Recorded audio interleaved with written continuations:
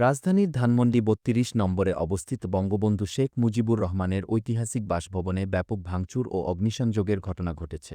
বিক্ষুব্ধ ছাত্রজনতা সেখানে অবস্থান নিয়ে বিভিন্ন স্লোগান দেন এবং প্রতিবাদ জানান।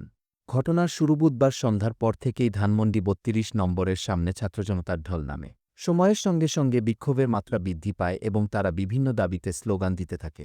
প্রতিবাদ ও স্লোগান বিক্ষোভকারীদের মুখে শোনা যায়, জনে জনে খবর দে, মুজিববাদের কবর দে, দিল্লি না ঢাকা, ঢাকা ঢাকা, জনে জনে খবর দে, আওয়ামী লীগের কবর দে, মুজিববাদ মুর্দাবাদ, ইনকিলাব জিন্দাবাদ। বাড়িতে প্রবেশ ও ভাঙচুর। রাত ৮টার দিকে বিক্ষোভকারীরা বাড়িটির প্রধান ফটক ভেঙে ভেতরে প্রবেশ করে। এরপর তারা বঙ্গবন্ধুর মিউরাল ভেঙে ফেলে এবং বাড়ির বিভিন্ন অংশে ভাঙচুর চালায়। দ্বিতীয় তলার একটি অংশে আগুন ধরিয়ে দেওয়া হয়। বিক্ষোভকারীদের বক্তব্য। বিক্ষোভকারীরা জানান, নিষিদ্ধ সংগঠন ছাত্রলীগের ব্যানারে শেখ হাসিনা জাতির উদ্দেশ্যে ভাষণ দেওয়ার পরিকল্পনা করেছিলেন, যা তারা মেনে নিতে পারেননি। তারা বলেন, স্বৈরাচারী সরকারকে টিকিয়ে রাখা যাবে না। বঙ্গবন্ধু ও শেখ হাসিনার কোনো অস্তিত্ব আমরা রাখব না। প্রতিবাদের পটভূমি জুলাই রেভলিউশনারি অ্যালায়েন্স নামক একটি সংগঠন রাত ৯টার দিকে লং মার্চ টু ধানমন্ডি ৩২ নামে কর্মসূচির ডাক দেয়।